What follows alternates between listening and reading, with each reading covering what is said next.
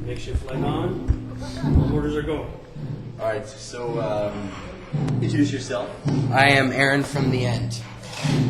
Talk a little about The End in 2008. 2008. Well, I guess we only have a couple tours left this year, so this is kind of like wrapping up our touring cycle from our last record. I guess there's more to tell about 2007, but this is the first tour that we've done this year. We took 2 months off at the beginning of the year because we had an extremely busy year last year. And after this tour, we're home for one more month, might start writing a little bit, and then we do probably one last tour before we write a new record, and that's with Killswitch Engage, so it should be really cool. Talk about 2007. 2007, okay. Highlights. Yeah, I mean, it was a really busy touring schedule. We started the year touring with Poison the Well, mainly in the United States, got ourselves over to Europe, did some really great tours with Guar and Chimera across the U.S. and a little bit of Canada too. So, yeah, we had a lot of great experiences over the year. It was tough. We spent a lot of time out on the road and a lot of time away from home. But yeah, it was good. We made some headway as a band, I guess. Inspired this drastic change in sound. You know what? Like, to me, it doesn't seem like a drastic shift, just because we had written with Individia like 2002. So between 2002 and 2006, when the record came out, that's 4 years of evolution for us. You know, we really started stirring up ideas for what we were going to do in the future. So that it doesn't seem like it's such a departure to me. I can understand how to any listener it would seem as if it is such a departure, but mainly the ideas we just expanded. Like the riffs are very similar. We've just expanded on the ambience and the atmosphere of the whole thing. So, but yeah, it's just I don't know, man. It was just about locking into we had 5 different members at the time, and just it was really important for us to write music that reflected 5 different personalities. And, like I said, you know, we've been a band for almost 9 years now, so for us to continue and really focus on our longevity as a band, it's just really important to expand and not get typecasted in a certain direction, which we didn't want to have anything to do with. So yeah, just pushing ourselves in different directions and challenging ourselves is the key. I find a real Tool influence in certain parts. That's an amazing band. To what extent have they been an influence to you? Well, they're a huge influence. They're you can listen to so much modern rock now, like I guess more new metal stuff, or not even new metal, even just metal, like prog. They were the first band to just take that sound to a whole other direction like that, and they're just totally inspirational. I mean, I could list 9 million other bands that inspire us, and you'd never think that they do, but they're definitely inspirations. Your fan base. How do you find your fan base has changed over the years? Well, you know what? We've always been a band to just tour with whatever band. Like, ever since day one, we didn't just do death metal tours. We didn't just do hardcore tours. We just did whatever came our way.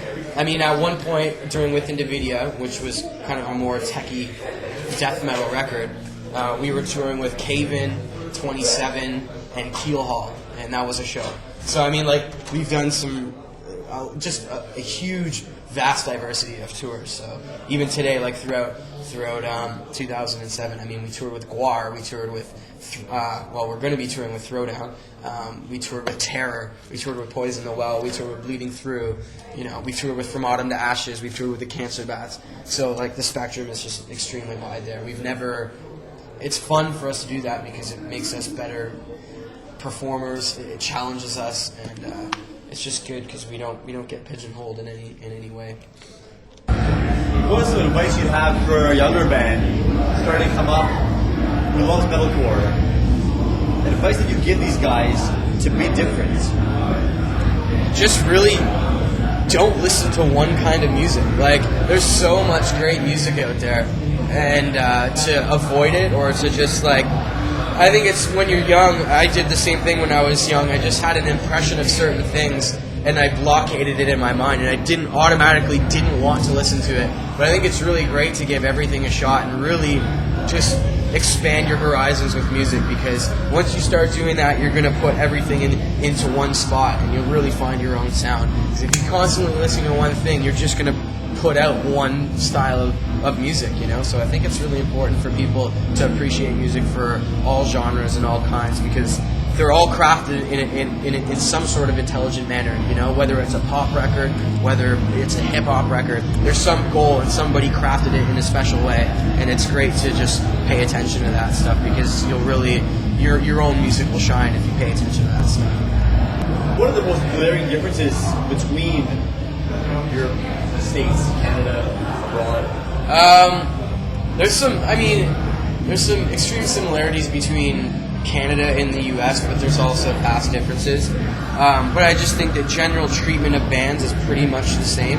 I find that here there's still more, in Canada there's more areas across the country where kids haven't seen acts yet. Like, let's say I go northern Quebec, you know, there's a lot of kids just come out regardless on what kind of band it is. They just want to go to a show.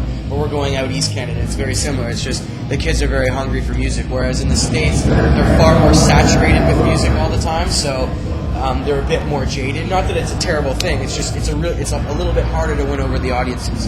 And I find in Europe, it's people are just far more appreciative of North American bands that come over there. The treatment by all the promoters and everything is just amazing, and just, I don't know, you just find that there's a certain love for music over there. They really appreciate it and want to soak it in. I mean, normally here we'd play a 45-minute set and that's great. Over there it's like if you're not playing an hour set, they're really bummed out, you know? And so for our first time over there, we're like, we don't even have an hour's worth of material, you know? So it's just different. They're all great in their own ways, but yeah, there's different subtle differences between every country you go to. What kind of things inspire you guys? Well, I mean, inspirations come from all avenues of life, like walking down the street, breathing in a city, and getting a feel of different cultures. Books, film, it's all a part of, you know, pulling in different. You have to pull in different things from all over, and just the people that you meet and the things that you encounter. I mean, I think just generally, like, our mission statement as a band is just to kind of devote ourselves to the love of our music, and just music's given each and every individual, like every one of us, so much. Like, it's been a part of our lives since we were kids, and I just feel like that we have just connected with music in such an amazing way throughout our whole lives. So we just keep moving forward like that, and just try to create an atmosphere and create a world for people to breathe that kind of love of music in. So it's a very passionate and emotional thing for us. So we like to present that to the listener. If I could ask, what personal struggles did inspire the last album? I mean, our band hasn't had the easiest path, you know. We've always tried to do something different from the pack. You know, our first record was totally different from anything that was out, especially in Canada. I mean, there were bands like Dillinger Escape Plan that were coming out in the States, but as far as Canada, there was nobody that really sounded like us.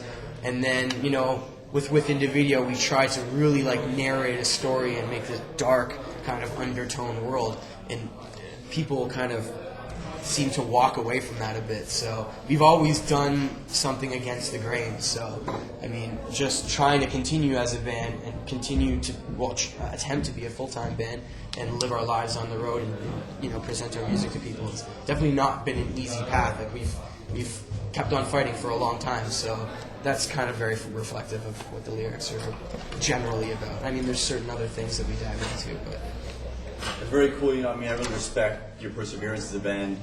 I've been a fan of you guys since you started, and I'm really happy that you guys have progressed and you're still not jaded, you know. Like, yeah. Well, I think it's really important, man. Like I said, we've been a band for almost 9 years, and if we just continue doing the same thing, we wouldn't be a band today. You know, it's really important for us to just take things in different paths and not be afraid to try ideas. I think too many bands these days, or at least, I mean, it's in our position as a band to take those chances and not be afraid to. I mean, there's a lot of bands that won't take, you know, they have what works for them and they continue to do that. And that's not that it's a bad thing, you know, there's nothing wrong with that. Every band has its place, but I think our place is it's, you know, we struggle along doing it, but I think it's to push boundaries and maybe piss people off along the way. And so be it. At least, you know, I'm musically happy and you know, I can continue to grow as a musician, as a person. So.